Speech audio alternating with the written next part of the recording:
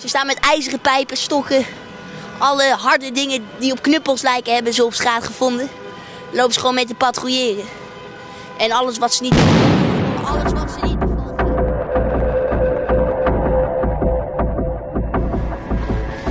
Oh, ze zijn palen uit de grond aan het jatten. Oh, wel. Kijk. Veel. Oh, ze jatten allemaal pallets uit elkaar. Ze lopen nu met...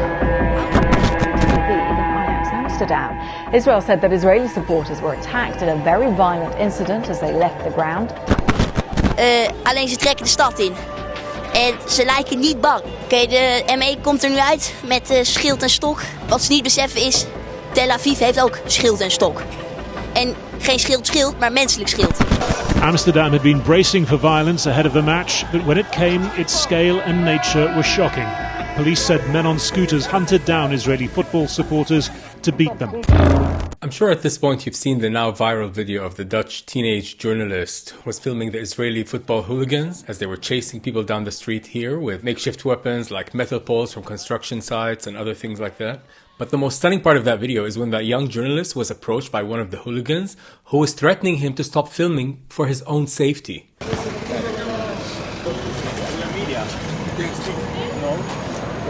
We're media, so... Okay. So stop. For your safety.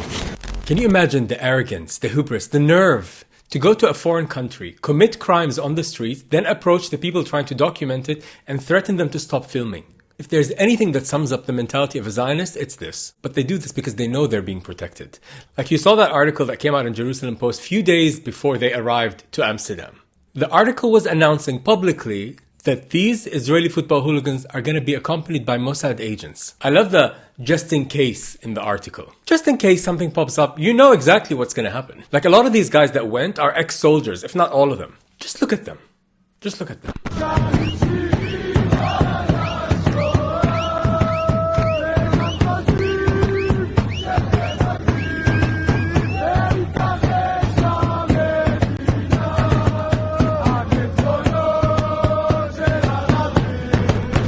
And these are the people that we're supposed to believe are being pogromed on the streets of Amsterdam.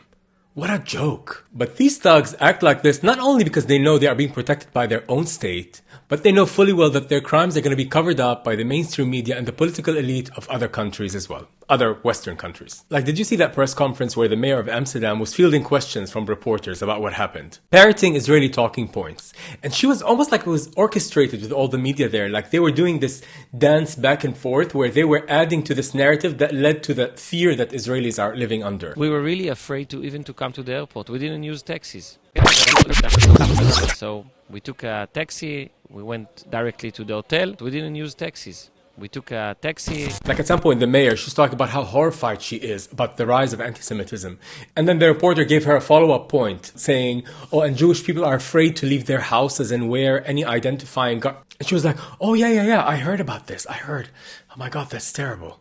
No one is fact-checking any of this. But there was a very telling moment in that press conference where one reporter actually dared to bring up, the other side. Like, do you think this is a reaction to some provocation by the Israeli football hooligans? What stunned me is the mayor, Femke, how she said that, oh, but this is usual. We have protests in every city, but violence is unacceptable. I have a question about the context, because this didn't happen out of the blue last night after the match. You already described there was a Palestinian flag burned, there was one taken off a building. There were songs chanted by the Maccabi fans, also very much insulting to Arabic people. We are used in Amsterdam that there can be tensions. There are many demonstrations and protests. As if chants calling for the death of Arabs are protests.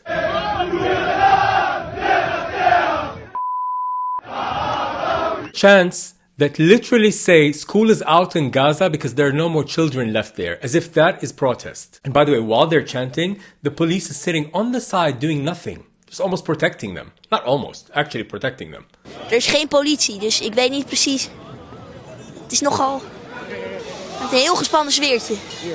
Ja, en dat ook. Er is geen politie om niemand te beschermen. Gewoon niemand, één busje.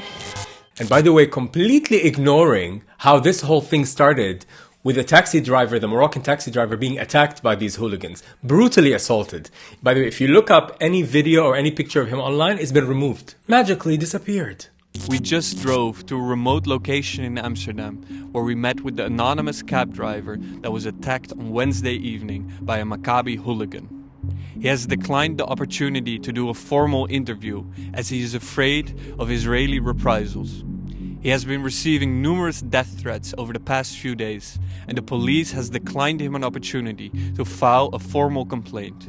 And by the way, something also very interesting in the press conference, that whole thing with the taxi driver, when she opened the press conference, the mayor, Femke, she said that, we're very alarmed by these telegram groups of taxi drivers agreeing to gang up on the Israeli hooligans. And she knows very well when you say taxi driver in Amsterdam, what ethnicity that conjures up. Gisteravond laat, vannacht, dat is een razendsnel verbreiden via Telegram-groepen, oproepen om actief te worden in de stad. En ja, daar waren ook taxichauffeurs bij betrokken. As if these taxi drivers just are getting together to beat up Israelis.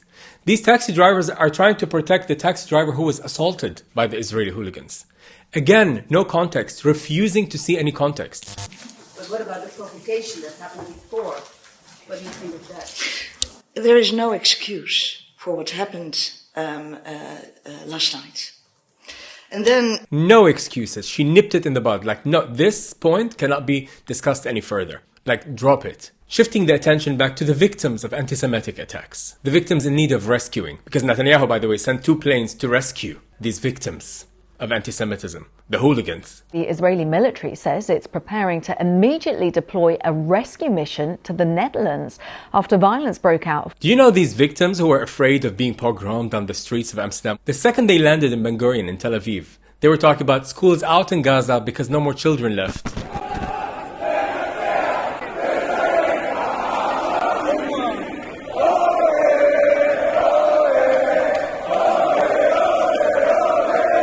And then a few days later in Haifa or Jerusalem, somewhere, there was a match in Israel, basically, a football match where they were lighting the Palestinian and Dutch flag on fire, saying Gaza is a cemetery.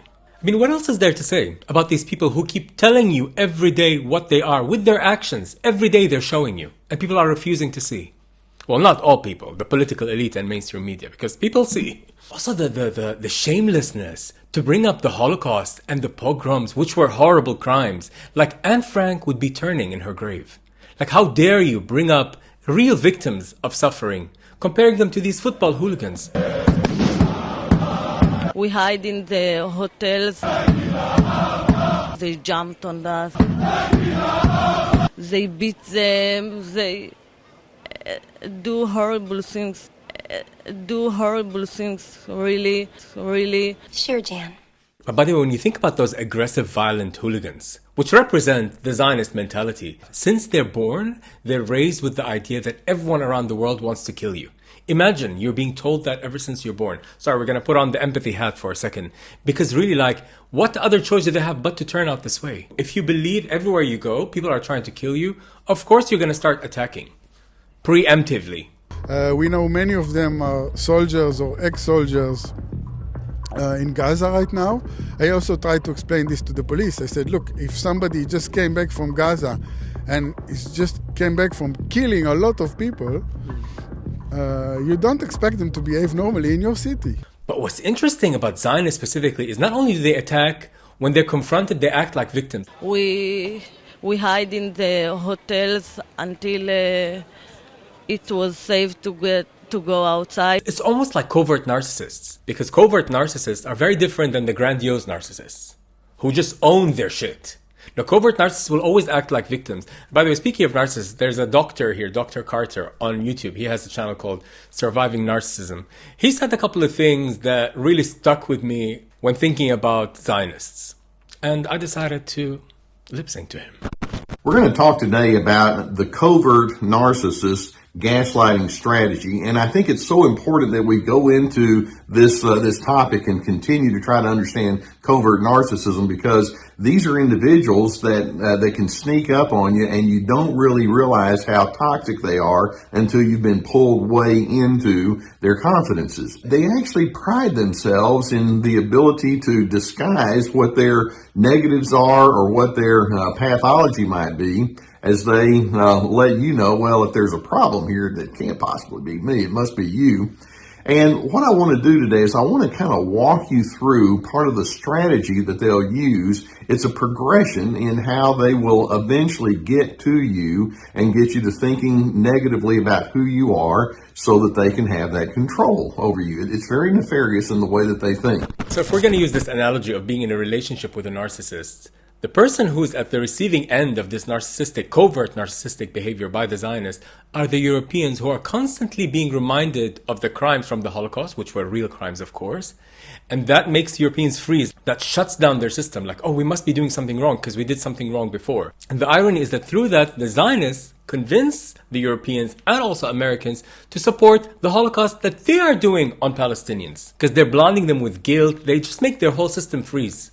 They're like, of course Israelis are suffering anti-Semitic attacks here. Of course Netanyahu can send planes to rescue them. They don't question that. Because by the way, in that press conference with the mayor, with Femke, when that reporter, the only critical reporter who brought up this idea of, okay, what Netanyahu is saying, we're sending planes to rescue the Israelis, what does that say about us here in Amsterdam, that we cannot protect the Jews? I am really not in the position, and I don't want to be in the position, to judge the reaction of Israel. That people in Israel, after a year of war and traumatic events. Traumatic events?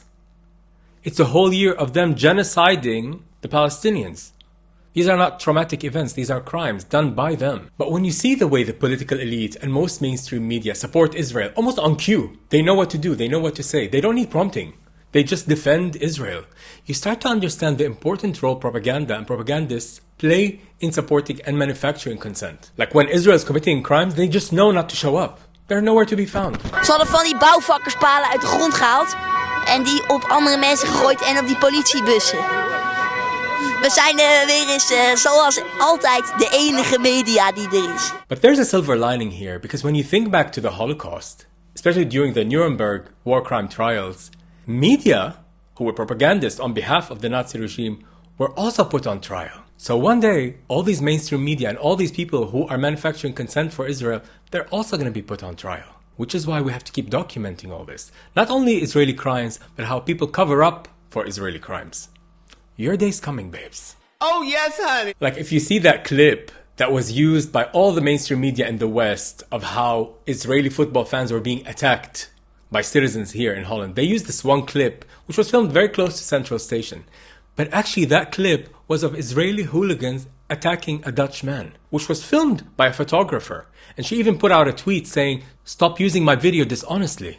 She's asking to take it down. This is a video of hooligans attacking Dutch people, not the other way around. And to give even more context to the stuff that the media buries, the night before all this happened, before the match, was November 6th, Wednesday night. That was actually my birthday. And I was having dinner with friends and we were walking back to the city. We have no idea that there's football going on. Gay man, what are you gonna do? So we saw these hooligans, we're like, your system immediately. Like any queer person or any woman, when you see a big group of men being very aggressive and drunk, screaming in the middle of the street, you know you need to stay as far away as possible. So we had no idea, but then we kept following them because the whole city was following them. These were the hooligans that started everything. Chanting, screaming, we didn't understand what they were saying. And then we separated at Roken, which is a big metro stop. That's where they started tearing down the Palestinian flag off the building, which by the way was covered by the media, but it was buried. Like there was this one report on AT5, an Amsterdam TV channel. 2 minutes into the report, they mentioned the flag, but they're like, oh, and then there was a flag taken down, and then, oh yeah, Palestinian flag, and maybe the Israelis were involved, but it could have also been somebody else because they were fans of another football. What? Dan vannacht, ook onrustig in de stad. Er werd een vlag van een pand van het Rokin getrokken, een Palestijnse vlag. Daar waren supporters van Maccabi bij betrokken, maar mogelijk ook van Fenerbahce, want die ploeg speelt vanavond in Alkmaar. Bending over backwards to kind of shift the blame away. And I know not everybody falls for this, but there are people who fall for this. Like I know people who I saw them posting on Instagram, like about now there are pogrom on the streets of Amsterdam, and you think like, why do people fall for this? Because most people, when they're being gaslit, when they're being manipulated, most normal people will not think they're being lied to. Because most people aren't sociopathic liars like the head of mainstream media and the political elite. So when they're being lied to like this, they're going to start questioning themselves. They're not going to doubt the information that's coming to them. But here's very important to realize, what are we being distracted from? Which is the continued ethnic cleansing of Palestine. Like North Gaza is now officially ethnically cleansed. Not like an intent, like, oh, we plan to starve. No. Palestinians are not allowed to come back to their homes in North Gaza. So now they're taking over North Gaza. You know, the Jewish Chronicle, which again, a very funny name hiding behind Judaism. But anyway, the Jewish Chronicle is doing this thing on Instagram, which they're kind of like copying what that reporter Alan McLeod does, where he corrects headlines from mainstream media like New York Times and Washington Post to show the truth. They're correcting headlines to show the truth about Israel. It's so funny, like they're acting like they're the underdogs. Literally all the mainstream media is behind you. You're not the victims here. Like being funny, we're correcting the headlines. All these media whose headlines you're correcting are always backing you up. You're not the underdog, babe. So anyway, they're posting this stuff. And one post really caught my attention where they're scratching out the line where the media gives context about the continued ethnic cleansing and genocide in Gaza and all the war crimes. And they corrected it with a line saying, oh, I'm following it up with something that's not related at all whatsoever.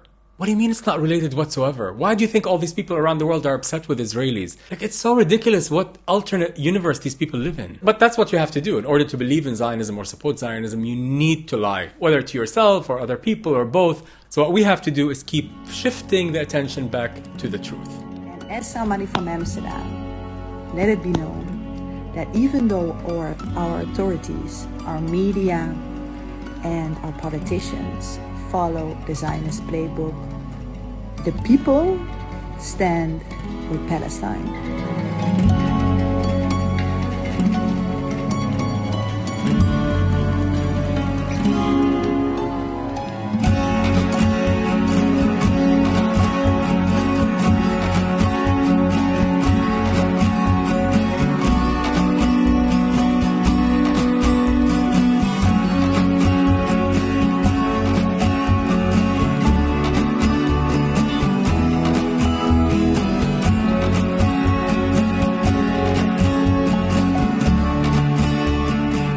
And it's very important that we understand what is genocide and why this is to be recognized as a genocide. Because in the same way as the international community has failed to protect the victims of genocide in the case of the Jewish people in Europe and then the Bosnians in former Yugoslavia, in the same way we are failing the Palestinians.